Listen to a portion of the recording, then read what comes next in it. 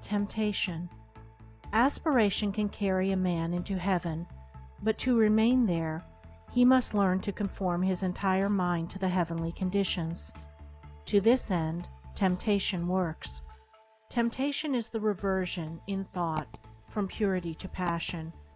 It is going back from aspiration to desire.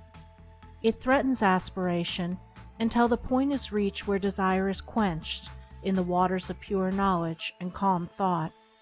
In the early stages of aspiration, temptation is subtle and powerful, and is regarded as an enemy. But it is only an enemy in the sense that the one tempted is his own enemy. In the sense that it is the revealer of weakness and impurity, it is a friend, a necessary factor in spiritual training. It is, indeed, an accompaniment of the effort to overcome evil and apprehend good. To be successfully conquered, the evil in a man must come to the surface and present itself, and it is in temptation that the evil hidden in the heart stands revealed and exposed. That which temptation appeals to and arouses is unconquered desire, and temptation will again and again assail a man until he has lifted himself above the lusting impulses. Temptation is an appeal to the impure.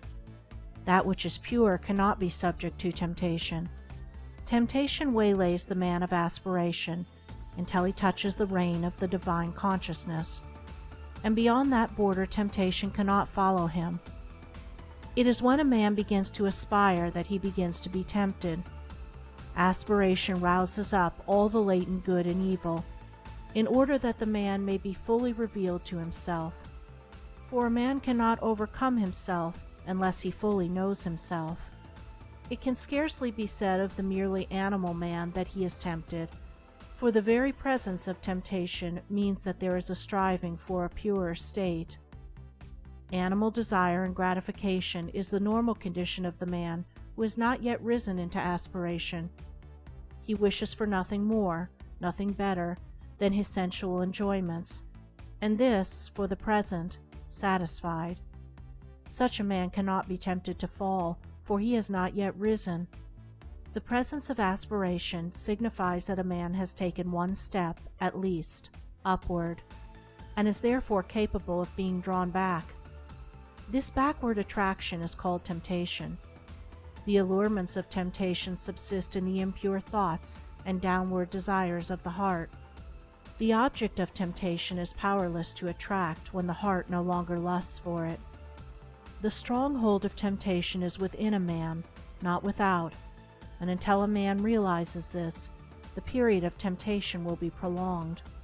While a man continues to run away from outward objects until the delusion that temptation subsists entirely in them, and does not attack and purge away his impure imaginings, his temptations will increase, and his falls will be many and grievous.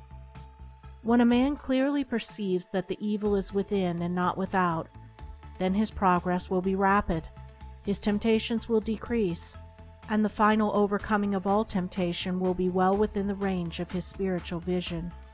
Temptation is torment. It is not an abiding condition, but is a passage from the lower condition to the higher. The fullness and perfection of life is bliss, not torment. Temptation accompanies weakness and defeat, but a man is destined for strength and victory.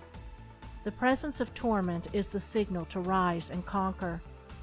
The man of persistence and ever-renewed aspiration does not allow himself to think that temptation cannot be overcome. He is determined to be the master of himself.